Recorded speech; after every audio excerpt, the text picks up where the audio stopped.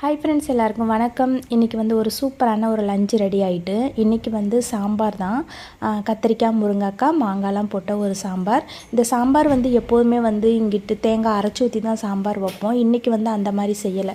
தேங்காவை வந்து கடைசியாக திருவி தான் நான் போட போகிறேன். அதுவும் வந்து டேஸ்ட் நல்லாயிருக்கும். இதில் சாம்பார் தூளை தவிர நான் வேறு எதுவுமே போடலை. ஏன்னா அதிலே காரம் நல்லா ஜாஸ்தியாக இருக்கும்.